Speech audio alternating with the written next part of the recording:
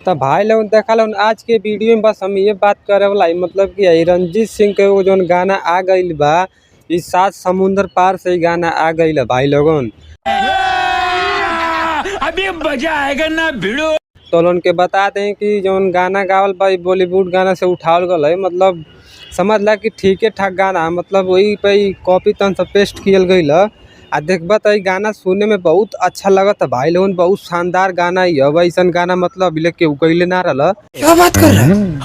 लेकिन ये रंजीत सिंह का जो गाना आ गई बा मतलब बहुत शानदार गाना हो। तो लोगन के बता देते हैं कि हमारी कला से भाई लोगन एक बार जरूर सुन लिया लोगों ने गाना के अनाता गाना के कंसेप्ट के बारे में। तो लोगन के बता दी बढ़िया से।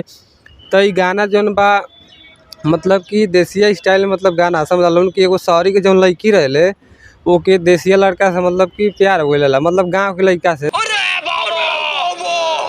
तो रंजीत सिंह कहे ना कि देखा तू मतलब कि शहर में रहलू मतलब अंग्रेजी मैडम हो आ हम रही ना गाँव में, मतलब कि हम तो खिया पिया ना पाई। बतावा तू मतलब तू हमारे कहाँ आ गल मतलब कौन कारण से। तो फिर लड़किया बताओ लेकिन मतलब देखा हम तो से बहुत प्यार करी ना, मतलब बहुत लव सब हो गई। हम सात समुंदर पार से आई तो हम छोड़ ना पाए।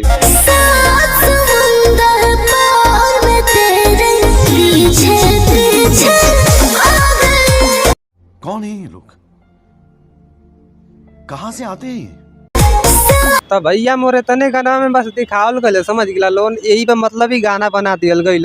आई गाना बहुत ठीक लगता सुने, मतलब हम 10 बार ना मतलब हाँ 10 बार समझ लोग सुन भले ये गाना के जौन गाना आवेला हम लोग के 10 बार पहले सुनी ना तब बताई ना तो लोन के गाना कैसन हो। आई गाना के देखवा लोन तो 1 मिलियन क्रॉस कर दिले। गाना जो है कि सारे गाना हम भोजपुरी चैनल से आइल। आई गाना के लिखले है तो लोन के बतावत थी के लिखले है देख ली तनी। तो ये गाना के जो लिखले सूरज सिंह हम जो म्यूजिक दिले वो आर्या शर्मा हम। तो भाई लोन बता दें कि म्यूजिक दे देना आर्या शर्मा का म्यूजिक बहुत धासु रहेला भाई लोन, मतलब मजेदार रहेला एक तरह से कहबा तो बहुत शानदार म्यूजिक बनावे न। हर एक गाना के देखबा तो ज़्यादातर गाना जो दियल जाले वो आर्या शर्मा का म्यूजिक से रहेला। काहे से कि म्यूजिक के मुकाबला में मतलब नंबर 1 हम मान लालून भाई लोग मतलब भोजपुरी इंडस्ट्री में। तो उनकर म्यूजिक समझ लालून कि कैसन चली। तो ये म्यूजिक बहुत शानदार दियल गई। आवाज़ वाज भी बहुत सही है, मतलब फिटिंग भी बहुत सही है, मतलब गाना बढ़िया भाई लोग। वीडियो क्वालिटी के बात कर पालन तो शूटिंग जौन दियल गई मतलब कोनो पॉप में शूटिंग दियल गई, मतलब कोनो बियर बार होके चाहिए कोनो मतलब हाल में शूटिंग दियल गई। आ खूब डांस में दिखावल जाता, मतलब खूब नचनिया कुल नाचत है सो। आई दूगो हम मतलब 2 जाने हम लोगन। तो ये दूगो मतलब कि अपनी में मतलब बतियाओ न जौन मतलब गाँव की बात ये जाए समुंदर वाला पार वाला कुल जौन बात है ये कुल अपनी गाना में मतलब बतावे न लोगों। भाई साहब कुछ ज्यादा नहीं हो गया ये? मतलब कुछ भी। रंजीत सिंह यो कहे ना कि देखा मतलब कि पक्का रोड ना हमारी गाँव में जानते हैं कि कच्चा रोड रहे कला गाँव में।